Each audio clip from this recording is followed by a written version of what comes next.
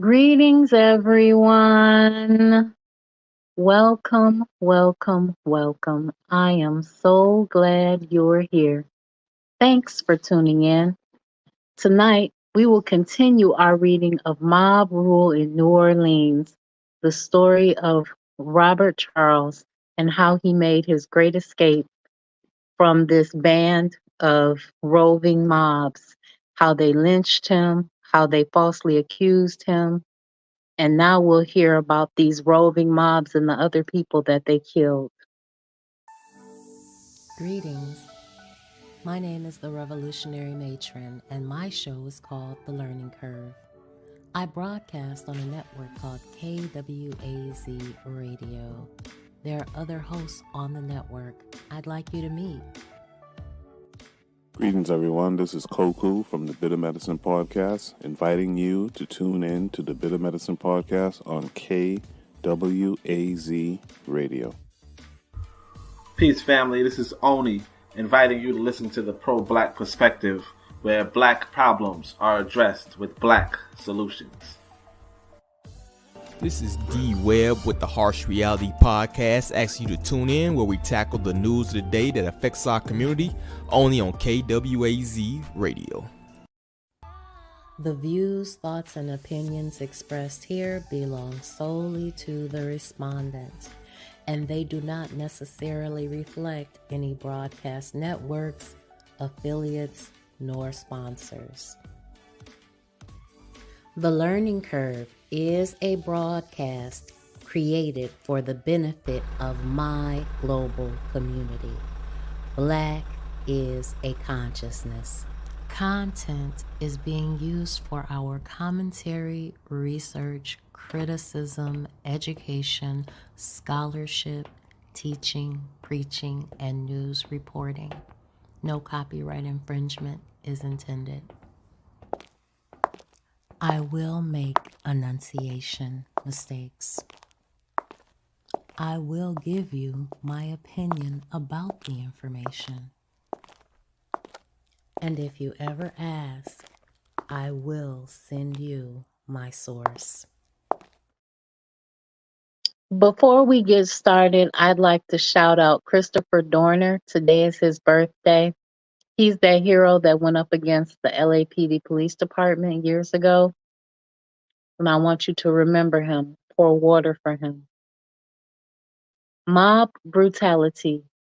The brutality of the mob was further shown by the unspeakable cruelty with which it beat, shot, and stabbed to death an unoffending colored man, name unknown, who happened to be walking on the street with no thought that he would be set upon and killed simply because he was a colored man. The Times Democrat's description of the outrage is as follows. While the fight between the Negro desperado and the citizens was in progress yesterday afternoon at Clio and Saratoga Streets, another tragedy was being enacted downtown in the French Quarter. But it was a very one-sided affair. The object of the white man's wrath was, of course, a Negro. But unlike Robert Charles, he showed no fight. He tried to escape from the furious mob which was pursuing him, and which finally put an end to his existence in the most cruel manner. The Negro, whom no one seemed to know, at any rate, no one could be found in the vicinity of the killing who could tell who he was walking along the levee. As near as could be learned, he was then attacked by a number of white longshoremen or screwmen. For what reason? If there was any reason other than the fact that he was a Negro, could not be learned, and was immediately pounced upon by them. He broke ground and started on a desperate run for his life.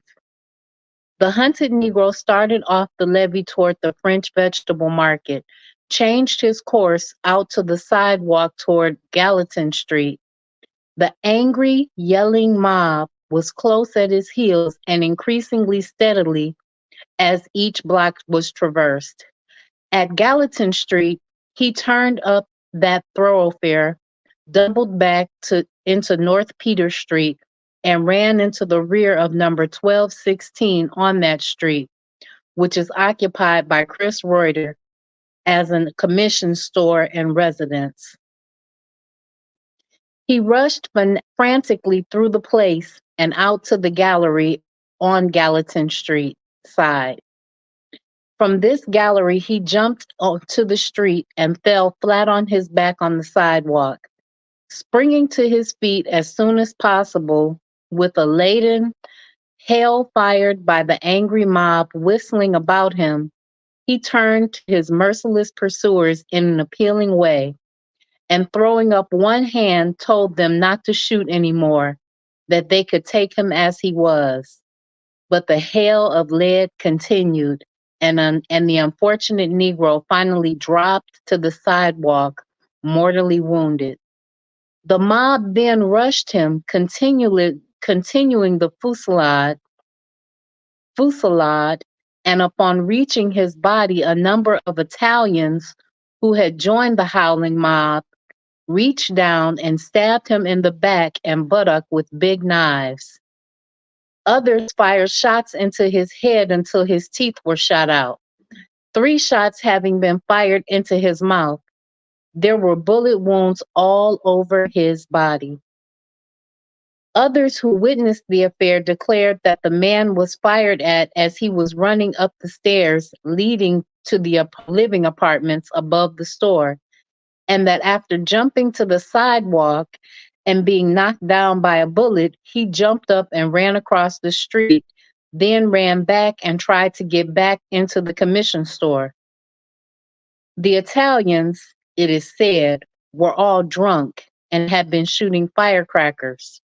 Tiring of this, they began shooting at Negroes, and then the unfortunate man who was killed ran by, and they joined in the chase. No one was arrested for the shooting, the neighborhood having been deserted by the police, who were sent up to the place where Charles was fighting so desperately.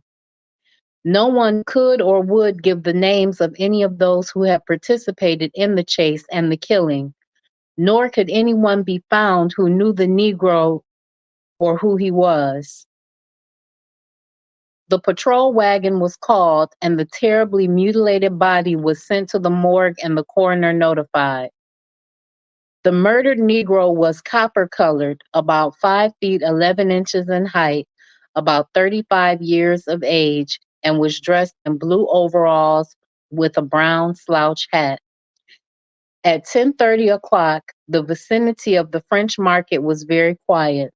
Squads of special officers were there patrolling the neighborhood, and there did not seem to be any prospects of disorder. So they just killed this man because he was a Black man. Greetings, Forecast and Anthony McPhail and KW Don 7. Thanks so much for tuning in. But they just killed him because he was a Black man walking down the street. They was sitting there playing with firecrackers. They got tired of doing that. Then they started shooting at Black people just because they were bored.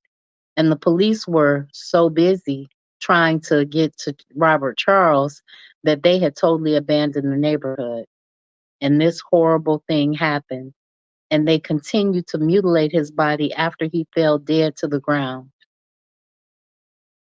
During the entire time, the mob held the city in its hands and went about holding up streetcars and searching them, taking from them colored men to assault, shoot, and kill, chasing colored men up on the public square through alleys and into houses of anybody who would take them in, breaking into the homes of defenseless colored men and women and beating aged and decrepit men and women to death. The police and the legally constituted authorities showed plainly where their sympathies were, for in no case reported in the daily papers does there appear the arrest, trial, or conviction of one of the mob for any of the brutalities which occurred. The ringleaders of the mob were at no time disguised. Men were chased, beaten, and killed by white brutes who boasted of their crimes, and the murderers still walk the streets of New Orleans. Well known and absolutely exempt from prosecution. Not only were they exempt from the prosecution by the police while the town was in the hands of the mob, but even now that law and order is supposedly to resume control, these men, well known, are not now, nor will ever be, called out to account for the unspeakable brutalities of that terrible week. On the other hand, the colored men who were beaten by the police and dragged into the station for the purposes of intimidation were quickly called up before the courts and fined or sent to jail upon the statement of the police. Instances of Louisiana justice as it is dispensed in New Orleans are quoted from the Times Democrat of July 26. Justice dealt out to folk who talk too much. All the Negroes and whites who were arrested in the vicinity of Tuesday's tragedy had a hard time before Recorder Hughes yesterday. Lee Jackson was the first prisoner, and the evidence established that he made his way to the vicinity of the crime and told his Negro friends that he thought a good many more policemen ought to be killed. Jackson said he was drunk when he made the remark. He was fined $25 or 30 days. John Kennedy was found wandering about the street Tuesday night with an open razor in his hand. He was given $25 fine or 30 days in jail. Edward McCarthy, a white man who arrived only 4 days since from New York, went to the scene of the excitement at the corner of 3rd and Rampart Streets and told the Negroes that they were as good as any white man. This remark made McCarthy another white man, as another white man said. This remark was made by McCarthy as another white man said that the Negroes should be lynched.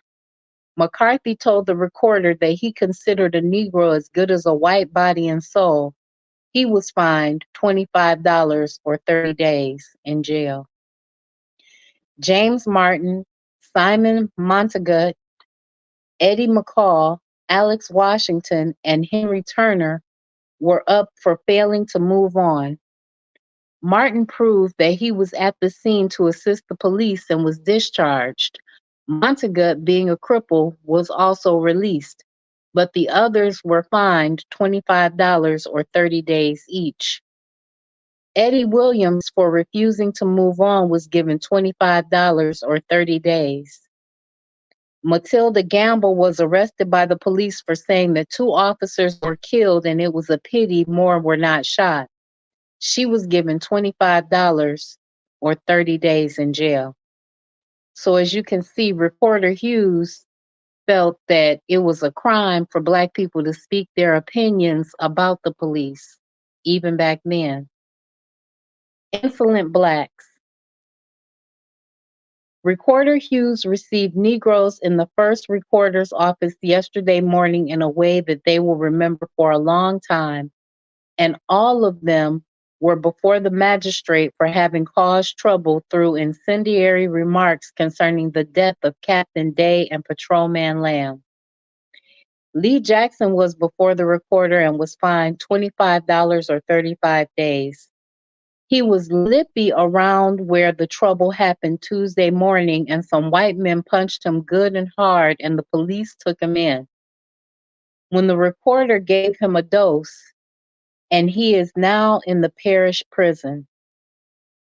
John Kennedy, another Black who got into trouble, he said that the shooting of the police by Charles was a good thing, and that for this he was pounded. Patrolman Lorenzo got him and saved him from being lynched, for the Black man had an open razor. He was fined $25 or 30 days. Edward McCarthy, a white man, mixed up with the crowd, and an expression of sympathy nearly cost him his head, for some whites about started for him, administering licks and blows with fists and umbrellas. The recorder fined him $25 or 30 days. He is from New York. Then James Martin, a white man, and Simon Montagut, Eddie Call, Henry Turner, and Alex Washington were before the magistrate for having failed to move on when the police ordered them from the square where the Bluecoats were on Tuesday, waiting in the hope of catching Charles. All save Martin and Montagut were fined. Eddie Williams, a little Negro who was extremely fresh with the police, was fined $10 for 10 days. Shocking brutality. The whole city was at the mercy of the mob, and the display of brutality was a disgrace to civilization. One instance is described in the Picayune as follows. A smaller party detached itself from the mob at Washington and Rampart Streets and started down the latter thoroughfare. One of the foremost spied a Negro, and immediately there was a rush for the unfortunate black man.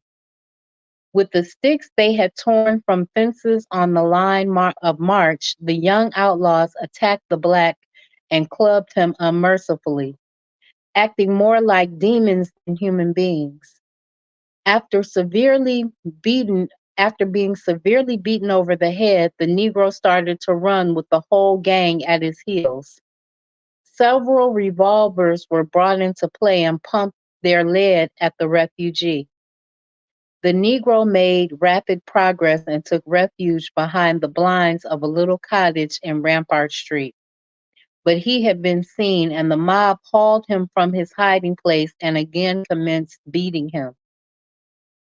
There was more this time, some 20 or 30, all armed with sticks and heavy clubs, and under their incessant blows, the Negro could not last long.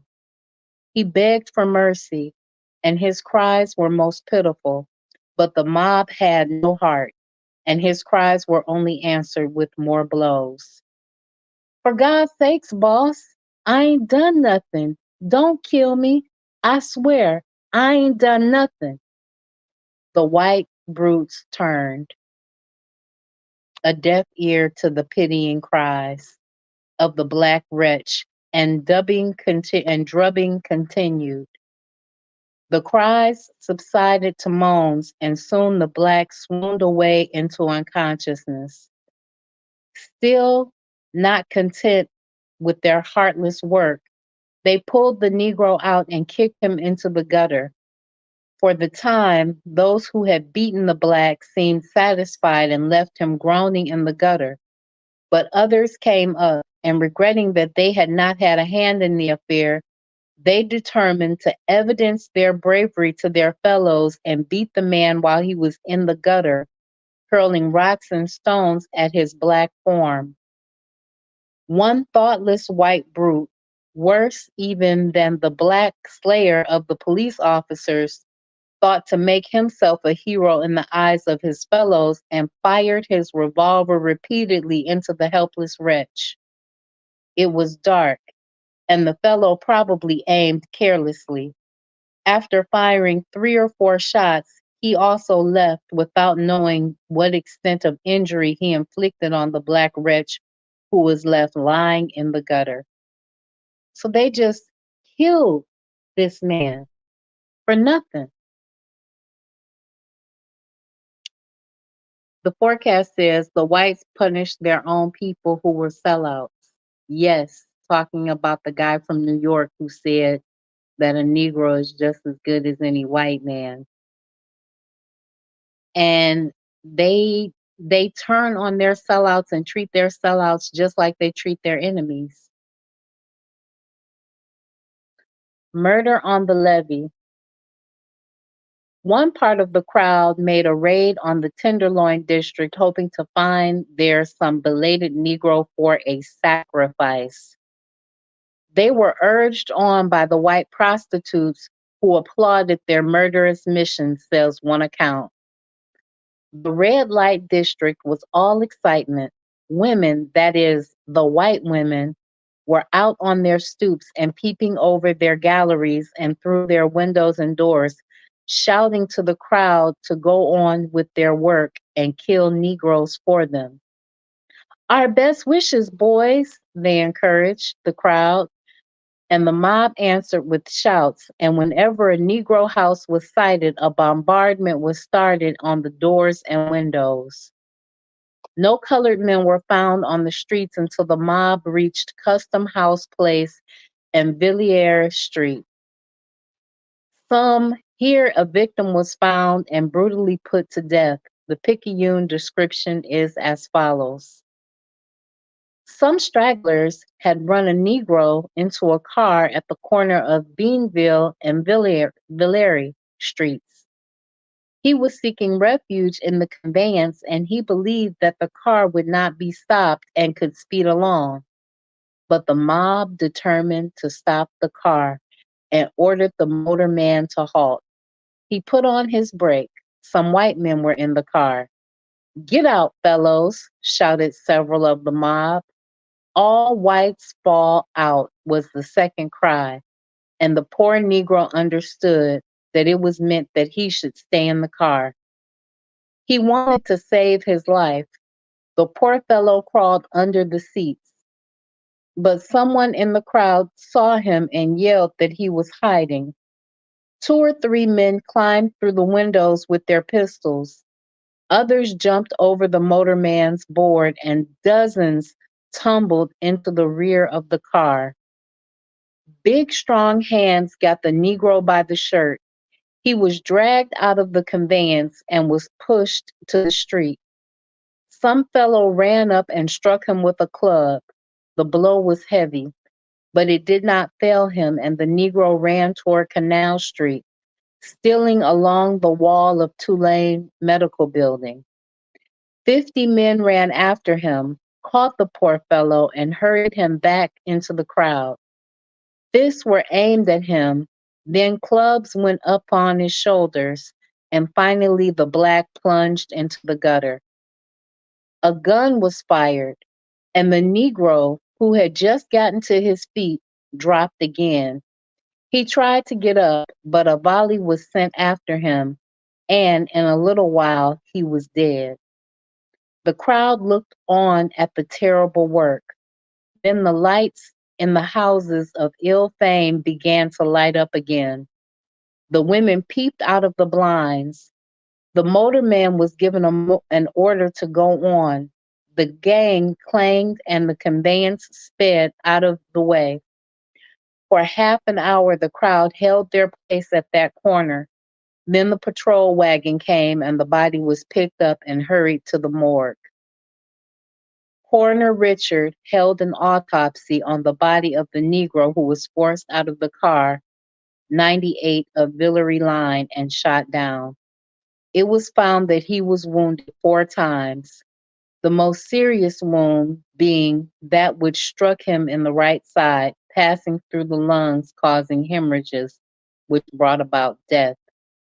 Nobody tried to identify the poor fellow, and his name is unknown.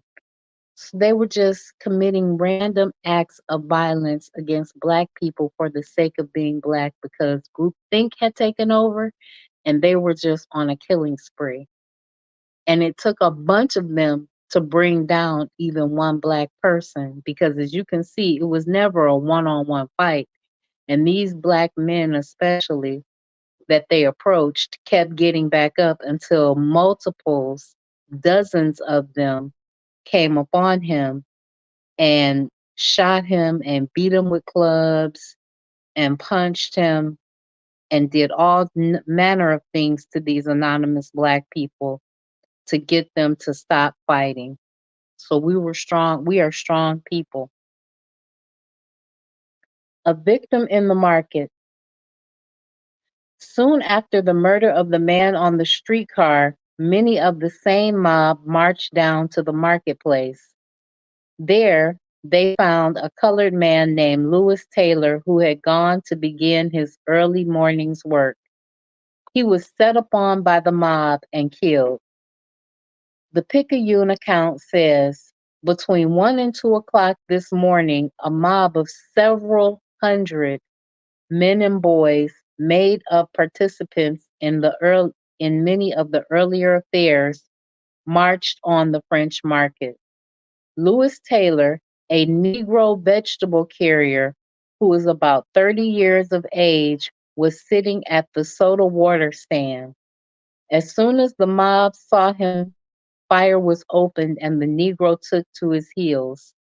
He ran directly into another section of the mob and a number of shots were fired at him. He fell face down on the floor of the market. The police in the neighborhood rallied hurriedly and found the victim of mob violence seemingly lifeless. Before they arrived, the Negro had been beaten severely about the head and body. The ambulance was summoned and Taylor was carried away to the Charity Hospital, where it was found that he had been shot through the abdomen and arm. The examination was a hurried one, but it sufficed to show that Taylor was mortally wounded. After shooting Taylor, the members of the mob were pluming themselves on their exploit. The nigger was at the soda water stand and we commenced shooting him, said one of the rioters. He put his hands up and ran, and we shot until he fell. I understand that he is still alive. If he is a wonder. He was certainly shot enough to be killed. The members of the mob readily admitted that they had taken part in the assaults which marked the earlier part of the evening. We were up on Jackson Avenue and killed a nigger on Valera Street. We came down here, saw a nigger and killed him too. But this was the way they told the story. Boys, we are out of ammunition, someone said. Well, we will have to keep like we are, and if we can't get some before morning, we will take it. We have to keep this thing up now that we have started. So they believed that they needed to continue their mob violence since they had started. This declaration was greeted by a chorus of applauding yells and the crowd started up the levee. Half of the men in the crowd and they were all of them young, were drunk. So there were young drunk men in this crowd. Taylor, when seen at the Charity Hospital, was suffering greatly and presented a pitiable spectacle. His clothing was covered with blood and his face was beaten almost into a pulp. He said that he had gone to the market to work and was quietly sitting down when the mob came and began to fire on him. He was not aware at first that the crowd was after him. When he saw its purpose, he tried to run but fell. He didn't know any of the men in the crowd. There is hardly a chance that Taylor will recover. The police told the crowd to move on, but no attempt was made to arrest anyone. So they admitted to their crimes. And even with their acknowledgement and admitting to their crimes and continuing to prepare to commit more crimes, the police let them go. A gray-haired victim. The bloodthirsty barbarians, having tasted blood, continued their hunt and soon ran across an old man of 75 years. His life had been spent in hard work about the French market, and he was well known as an unoffending, peaceable, and industrious old man. But that made no difference to the mob. To the mob, he was a Negro, and with a fiendishness that was worse than that of any cannibals, they beat his life out. The report says there was another gang of men parading to the streets in the lower part of the city, looking for any stray Negro who might be on the streets. As they neared the corner of Dauphine and Coeur Leclerc, a square along Esplanade Avenue, they came upon Baptiste Thilo, an aged Negro who works in the French market. Thilo, for years, has been employed by the butchers and fish merchants to carry baskets from the stalls to the wagons and unload the wagons as they arrive in the morning. He was on his way to the market when the mob came upon him. One of the gang struck the old Negro, and as he fell, another in the crowd, supposed to be a young fellow, fired a shot. The bullet entered the body just below the right nipple. As the Negro fell, the crowd looked into his face and they discovered that the victim was very old. The young man who did the shooting said, "Oh, he is an old Negro. I'm sorry that I shot him." This is all the old Negro received in the way of consolation. He was left where he fell and later staggered to his feet and made his way to the 3rd Precinct station. The police summoned the ambulance and the students pronounced the wound very dangerous. He was carried to the hospital as rapidly as possible. There was no arrest. Just before daybreak, the mob found another victim.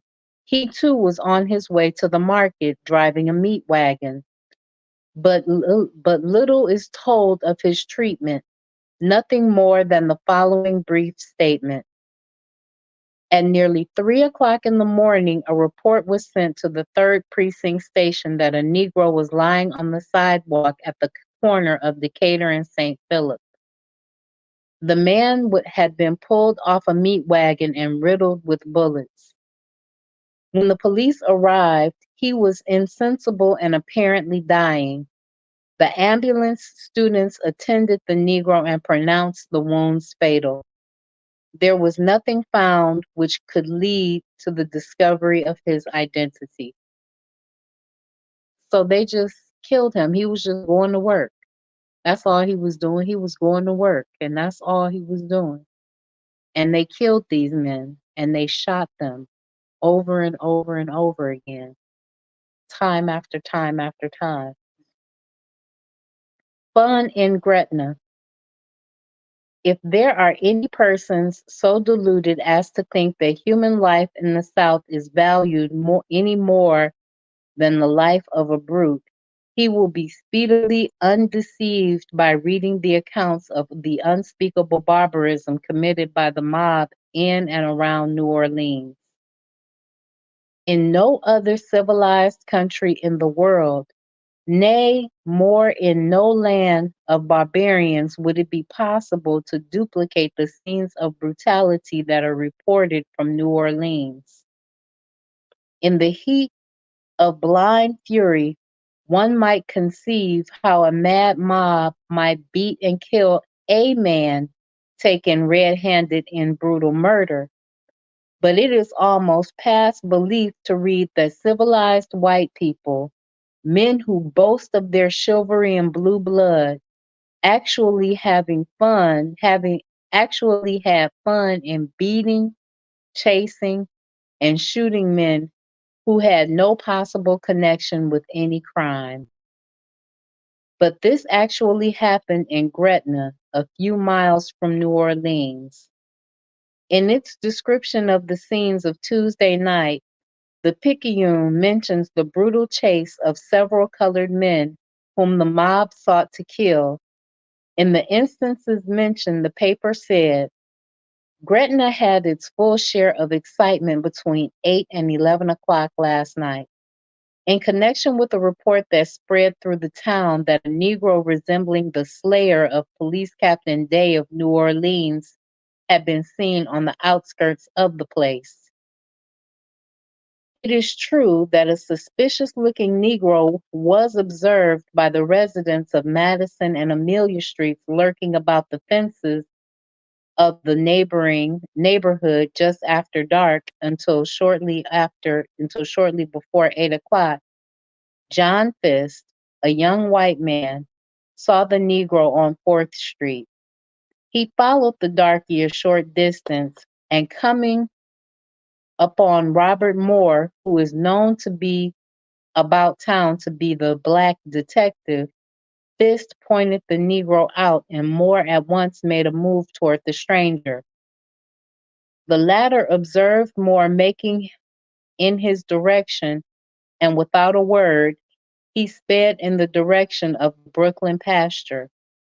Moore, finding and firing several shots at him, in a few minutes, 100 white men, including Chief of Police Miller, Constable Dannenhauer, Patrolman Keegan, and several special officers, all well armed, joined in the chase, but in the darkness the Negro escaped.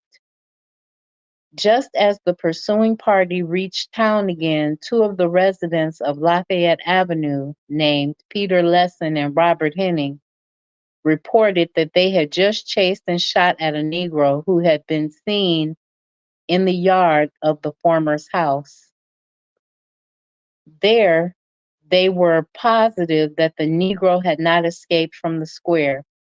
Their report was enough to set the appetite of the crowd on edge, and the square was quickly surrounded while dozens of men armed with lanterns and revolvers made a search of every yard and under every house in the square.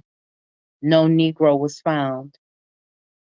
The crowd of armed men was constantly swelling, and at 10 o'clock it had reached the proportions of a small army. At 10:30 o'clock, an outbound freight train was due to pass through Gretna on the Texas and Pacific Railroad, and the crowd, believing that Captain Day's slayer might be aboard one of the cars attempting to leave the scene of his crime, resolved to inspect the train. As the train stopped at Madison Street crossing, the engineer was requested to pull very slowly through the town in order that the trucks of the cars might be examined. There was a string of armed men on each side of the railroad track, and in a few moments, a Negro was spied riding between two cars. A half dozen weapons were pointed at him, and he was ordered to come out. He sprang out with alacrity and was pounced upon almost before he reached the ground. Robert Moore grabbed him and pushed an ugly-looking derringer under his nose, and the Negro threw up both hands. Constable Dannenhauer and Patrolman Keegan took charge of him and hustled him off to jail, where he was locked up. The Negro does not at all resemble Robert Charles, but it was best for his sake that he be placed under lock and key. The crowd was not in a humor to let any Negro pass muster last night. The prisoner gave his name as Luke Wallace. But now came the real excitement.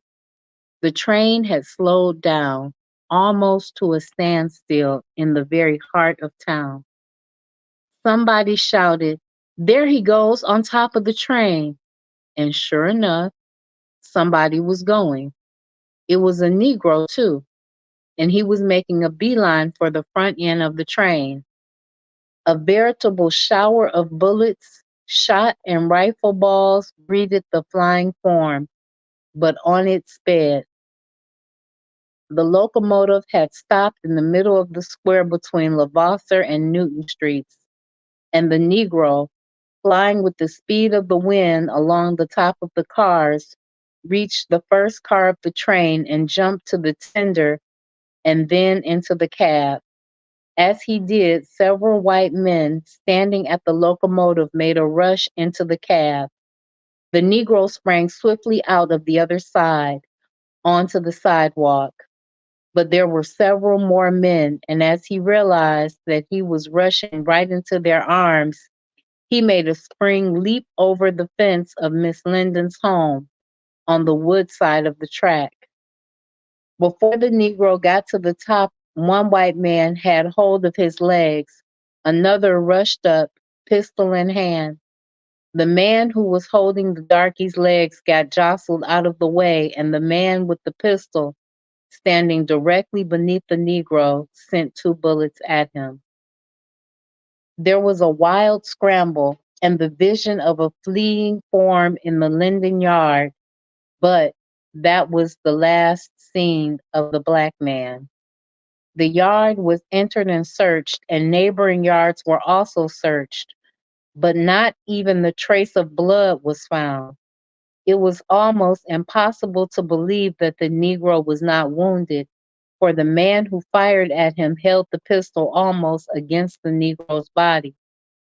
The shots brought out almost everybody white in town, and though there was nothing to show for the exciting work except the arrest of the Negro who doesn't answer the description of the man wanted, Gretna's male population had its little fan and felt amply repaid for all the trouble it was put to and all the ammunition it wasted. Greetings, Sister Raw. How are you tonight? Thank you and the elders for listening. Brutality in New Orleans. Mob rule reigned supreme Wednesday, and the scenes were enacted challenge belief. How many colored men and women were abused and injured is not known. For those who escaped were glad to make a place of refuge and took no time to publish their troubles. The mob made no attempt to find Charles.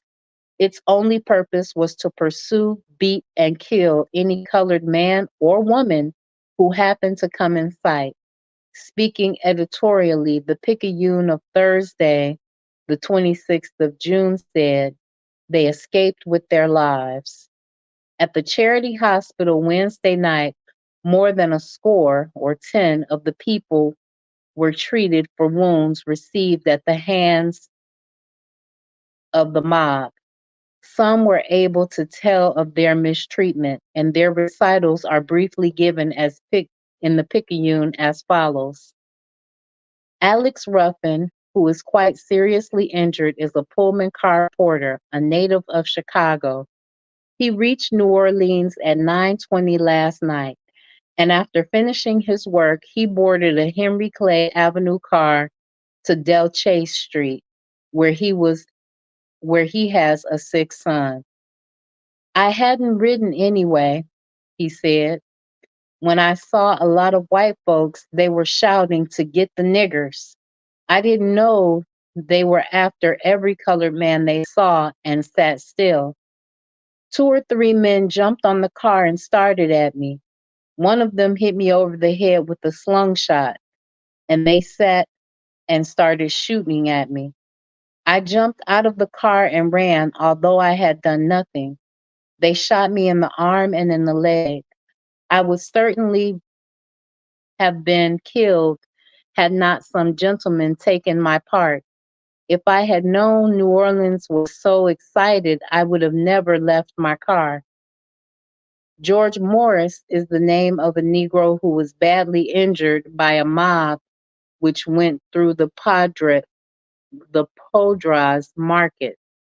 Morris is employed as a watchman there.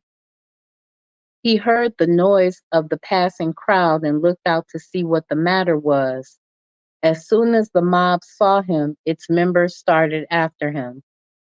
One man hit me over the head with a club, George said, after his wound had been dressed, and somebody cut me in the back. I didn't hardly think that it was the matter at first, but when I saw that they were after me, I ran for my life. I ran to the coffee stand where I work for protection, but they were right after me, and somebody shot me in the back. At last, the police got me away from the crowd. Just before I was hit, a friend of mine who was in the crowd said, "You better go home, nigger. They're after your kind." I didn't know what he meant, but I found out pretty quick. Morris is at the hospital. He is a perfect wreck. And while he will probably get well, he will have a close call. He will have had a close call. Esther Fields, a Negro washerwoman who lives at South Claiborne and Toledo in streets, said she was home when she heard a big noise and went out to investigate.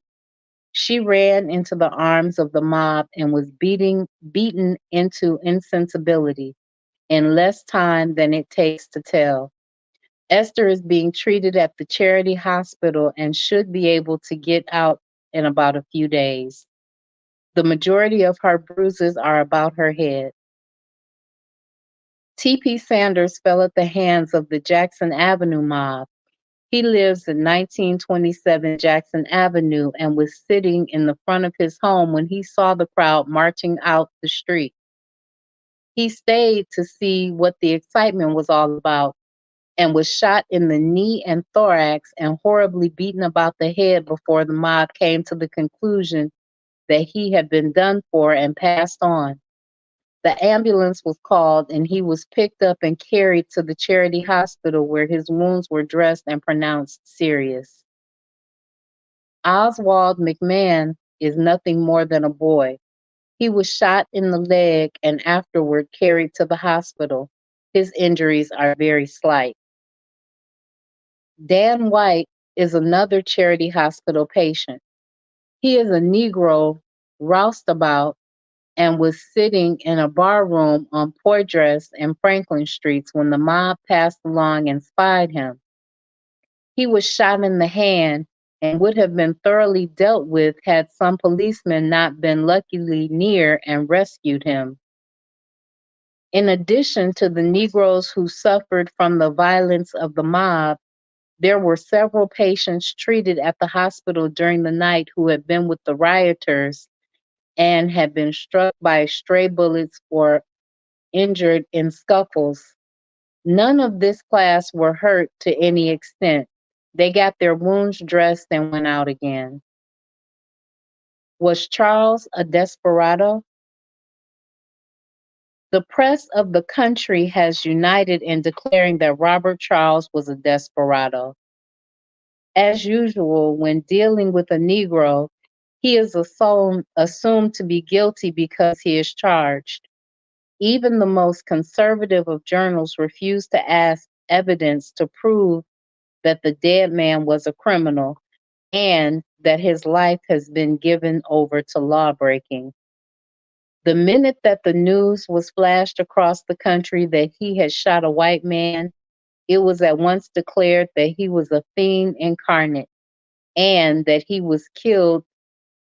The community would have been ridden of the black-hearted, and that when he was killed, the community was ridden of a black-hearted desperado.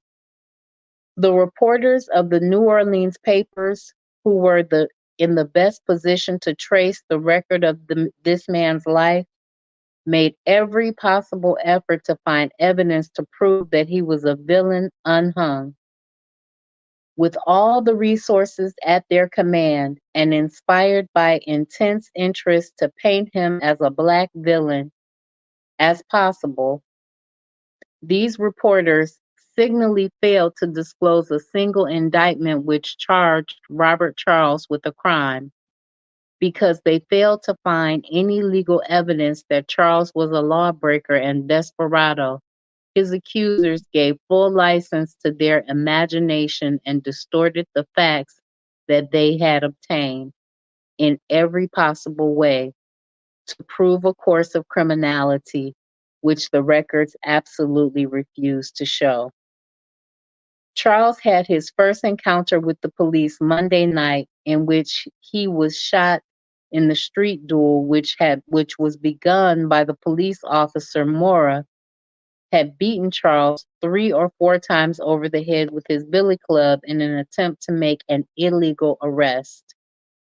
Stop resisting, stop resisting.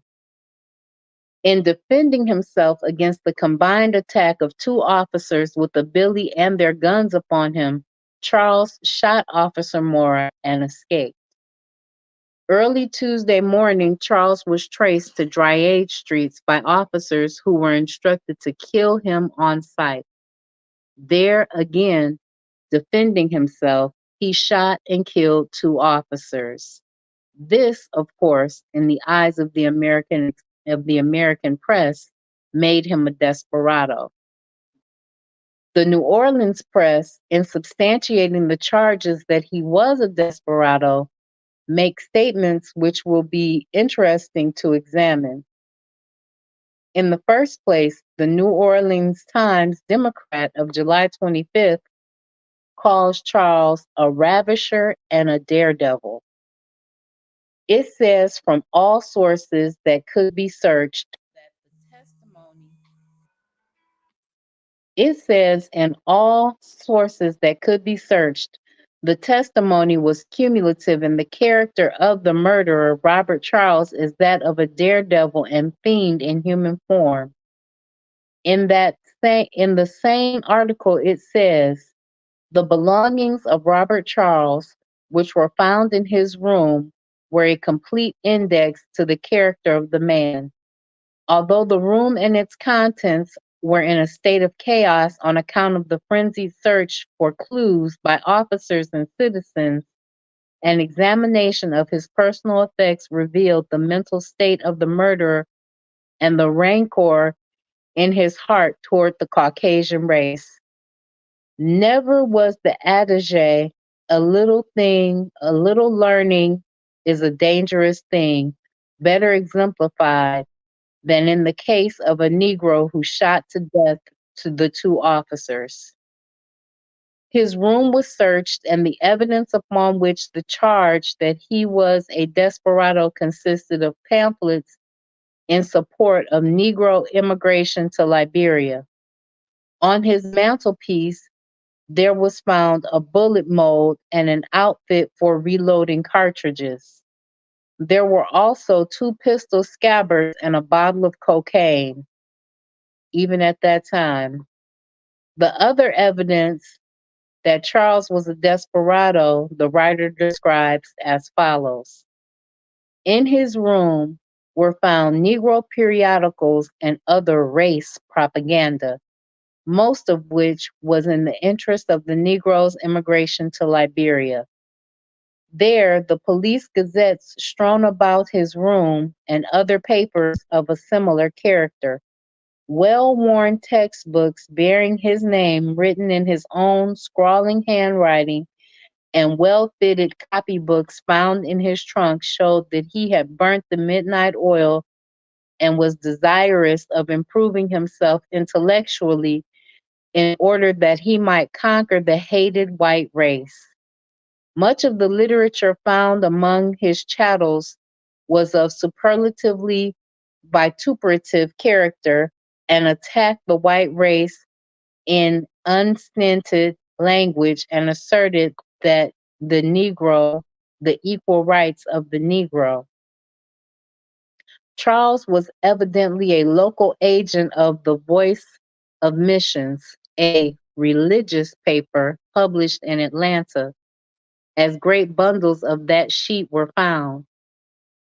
It was edited by one Bishop Turner and seems to be the official organ of all haters of the white race.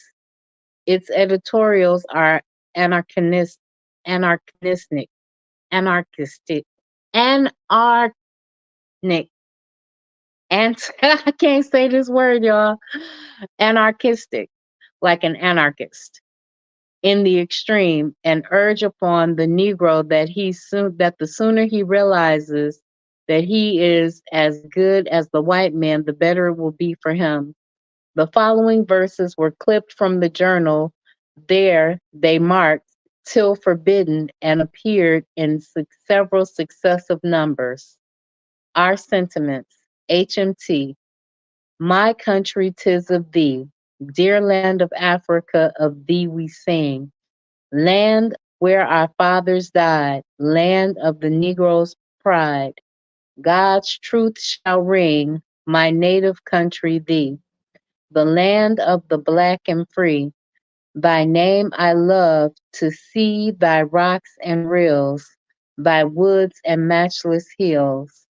Like that above, when thy slanderous ghouls in the bosom of Sheol forgotten lie, the monumental name shall live, and suns thy royal brow shall gild, upheaved to heaven high, overtopping thrones. There were no valuables in his room, and if he was a professional thief, He had his headquarters for storing his plunder at some other place than his room on 4th Street. Nothing was found in his room that could lead to the belief that he was a thief except 50 or more small bits of soap. The interference was that every place he visited, he took all the soap lying around, as all of the bits were well worn and had seen long service on the washstand. His wearing apparel was little more than rags, and financially, he was evidently not in a flourishing condition. He was in no sense a skilled workman, and his room showed, in fact, that he was nothing more than a laborer. The philosopher in the garret was a dirty wretch, and his room, his bedding, and his clothing were nasty and filthy beyond belief. His object in life seemed to have been the discomfiture of the white race, and to this purpose he devoted himself with zeal. He declared himself to be a patriot and wished to be the Moses of his race. Under the title, The Making of a Monster, the reporter attempts to give something of the personality of the archfiend Charles. Giving his imagination full vent, the writer says, "It is only natural that the deepest interest would attach to the personality of Robert Charles. The manner of man was this fiend incarnate. What conditions developed him? Who were his preceptors? From what ancestral strain, if any, did he derive his ferocious hatred of the whites, his cunning, his brute courage, the apostolic zeal which he displayed in spreading the propaganda of African equality? These are questions involving one of the most remarkable psychological problems in modern times." In answer to the question which he propounds, the reporter proceeds to admit that he did not learn anything of very desperate nature connected with Charles. He says, "Although Charles was a familiar figure to scores of Negroes in New Orleans, and they have been more or less intimately acquainted with him for over 2 years, curiously little can be learned of his habits or modes of life. Since the perpetration of his terrible series of crimes, it goes without saying that his former friends are inclined to be reticent, but it is reasonably certain that they have little to tell. In regard to himself, Charles was a singularly reticent for a Negro. He did not even indulge in the usual lying about his prowess and his adventures. This was possibly true due to the knowledge that he was wanted for a couple of murders. The man had sense enough to know that it would be highly unwise to excite any curiosity about his past. When Charles first came to New Orleans, he worked here and there as a day laborer. He was employed at different times in a sawmill, on the street gangs, as a roustabout on the levee, as a helper at the sugar works, and as a coal shoveler on the engine room of the St. Charles Hotel. At each of the places where he worked, he was known as a quiet, rather surly fellow who had little to say to anybody and generally performed his tasks in morose silence. He managed to convey the impression, however, of being a man of more than ordinary intelligence.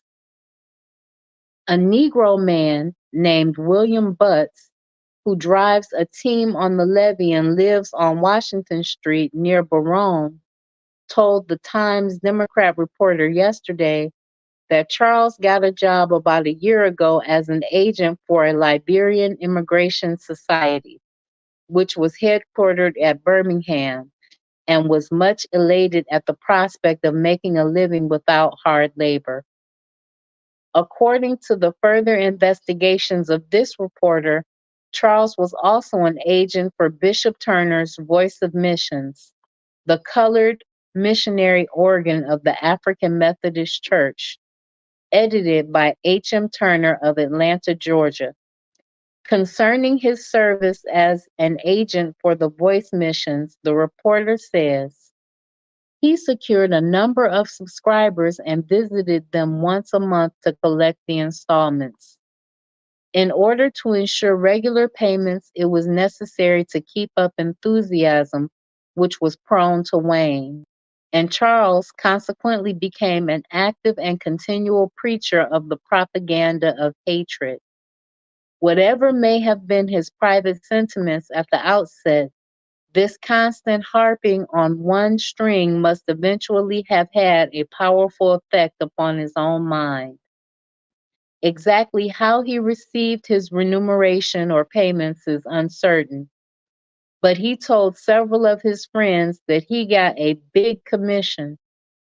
Incidentally, he solicited subscribers for a Negro paper called The Voice of Missions, and when he struck a Negro who did not want to go to Africa himself, he begged contributions for the good of the cause.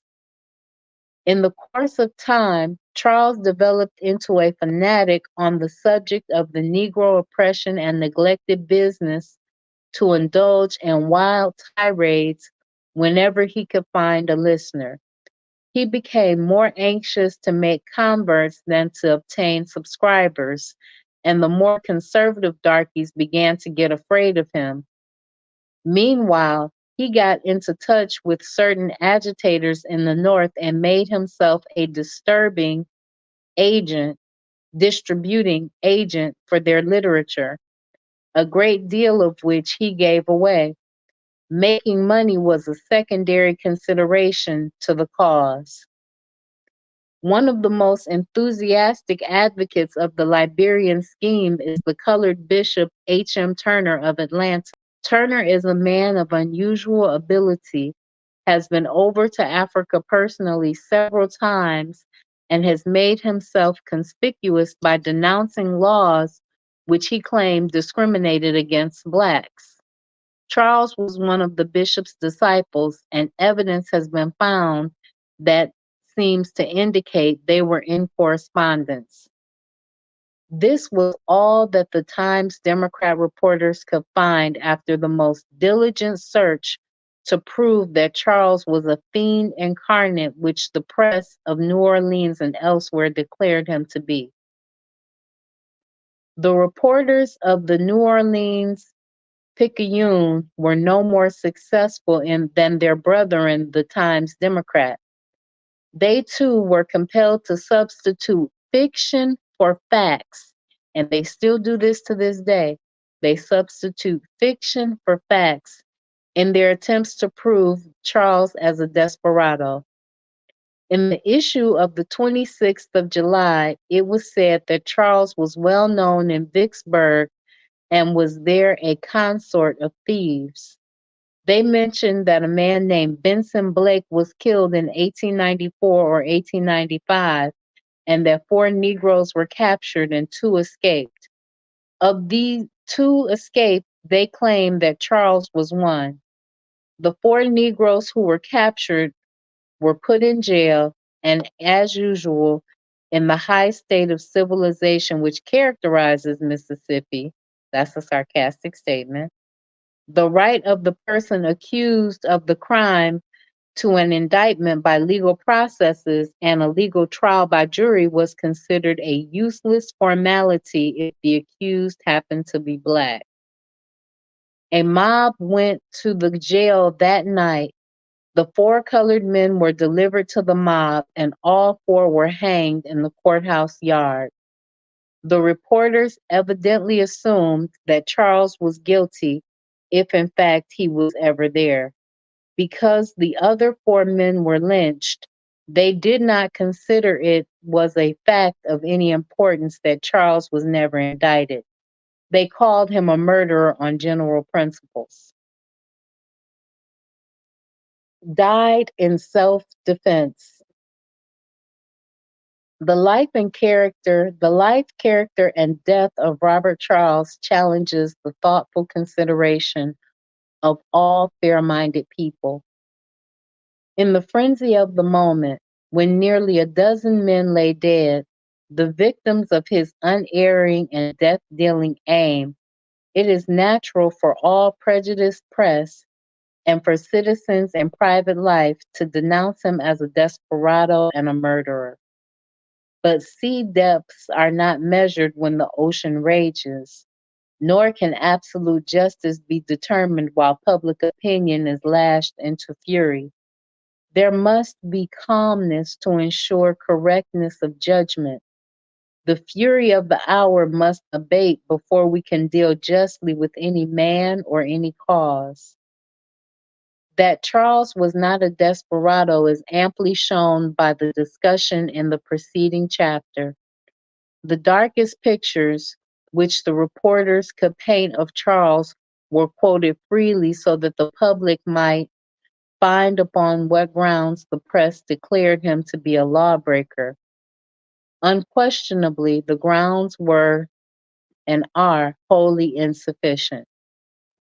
Not a line of evidence has been presented to prove that Charles was a fiend, which the first reports of the New Orleans charge him to be.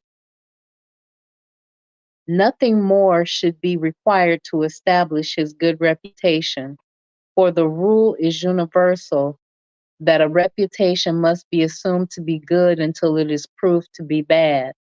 But that rule does not apply to the Negro, for as soon as he is suspected, the public judgment immediately determines that he is guilty of whatever crime he stands charged for. For this reason, as a matter of duty of the race and the simple justice to the memory of Charles, an investigation has been made of the life and character of Charles before the fatal affray which led to his death. Robert Charles was not an educated man. He was a student who faithfully investigated all the phases of oppression from which his race has suffered. That he was a student is amply shown by the Times Democrat report of the 25th, which says, well-worn textbooks bearing his name written in his own scrawling handwriting and well-fitted copybooks found in his trunk shown that he had burned the midnight oil and desired to improve himself intellectually in order that he might conquer the hated white race. From this quotation, it will be seen that he spent hours after days of hard toil in trying to improve himself, both in the study of books, textbooks, and in writing. He knew that he was a student of a problem which required all the intelligence that a man could command, and he was burning his midnight oil, gathering knowledge that he might be better able to come into an intelligent solution. To aid in his study of this problem, he sought the aid of a Christian newspaper, the Voice of Missions, the organ of the African Methodist Episcopal Church. He was in communication with its editor, who is a bishop and is known all over this country as a man of learning, a lover of justice, and a defender of law and order. Charles could receive from Bishop Turner not a word of encouragement to be other than to be earnest, tireless, and God-fearing student of complex problems which affected the race. For further help and assistance in his studies, Charles turned to an organization which had existed and flourished for many years, at all times managed by men of high Christian standing and absolute integrity. These men believe and preach a doctrine that the best interests of the Negro will be subserved by an immigration from America back to the fatherland, and they do all they can to spread the doctrine of immigration and give material assistance to those who desire to leave America and make their future homes in Africa. This organization is known as the International Migration Society. It has its headquarters in Birmingham, Alabama. From this place, it issues pamphlets, some of which were found in the home of Robert Charles, and which pamphlets the reporters of the New Orleans papers declared to be incendiary and dangerous in their doctrine and teaching. Nothing could be further from the truth. Copies of any and all of them may be secured by writing to DJ Flummer, who is president and in charge of the Home Office in Birmingham, Alabama. The three pamphlets found in Charles's room are named respectively. First, Prospectus of the Liberian Colonization Society, which pamphlet in a few brief pages tells the work of the society, plans, prices, and terms of transportation of colored people who choose to go to Africa. These pages are followed by a short conservative discussion of the Negro question and close with an argument that Africa furnishes the best asylum for the oppressed Negroes in this country. The second pamphlet is entitled Christian Civilization of Africa. It is a brief statement of the advantages of the Republic of Liberia and an argument in support of the superior conditions which colored people may attain by leaving the South and settling in Liberia. The third pamphlet is entitled The Negro and Liberia. It is a larger document than the other two. It treats more exhaustively the question of immigration. But from the first page to the last one, there is not an incendiary line or sentence. There is not even a suggestion of violence in all of the 32 pages, and not a word which could be preached from every pulpit in the land.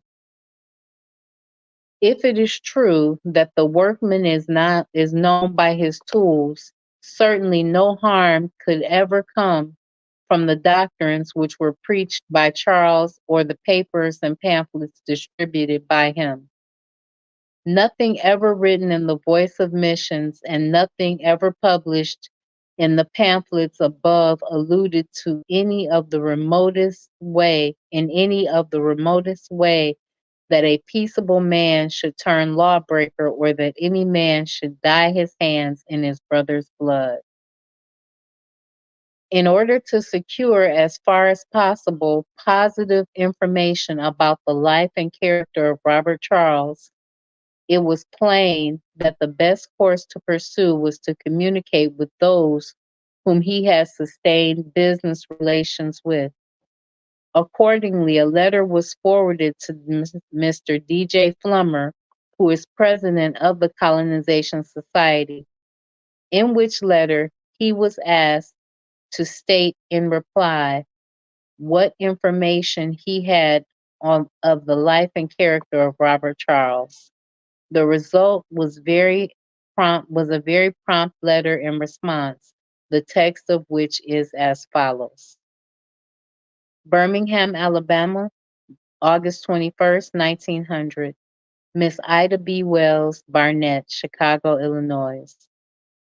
Dear Madam, replying to your favor of recent date, requesting me to write you giving you such information as I may have concerning the life, habits, and character of Robert Charles, who recently shot and killed police officers in New Orleans, I wish to say that my knowledge of him is only such as I have gained from his business connection with the International Migration Society during the last 5 or 6 years, during which time I was president of the society. Having learned that the purpose of this society was to colonize the colored people in Liberia, West Africa, and thereby lessen or destroy the friction and prejudice existing in this country between the two races, set about earnestly and faithfully distributing distributing the literature that we issued from time to time. He always appeared to have a mild but earnestness in his advocacy of immigration, and never, to my knowledge, used any method or means that would in the least appear unreasonable, and had always kept within the bounds of law and order in advocating immigration. The work he performed for this society was all gratuitous and apparently prompted from his love of humanity and desires to be instrumental in building up a Negro nationality in Africa. If he ever violated the law before killing the policeman, I do not know of it. Very truly yours, D.J. Flummer. Besides this statement, Mr. Flummer enclosed a letter received by the Society 2 days before the tragedy at New Orleans. This letter was written by Robert Charles, and it attests his devotion to the cause of immigration which he had espoused. Memoranda on the margin of the letter show that the order was filed by mailing the pamphlets.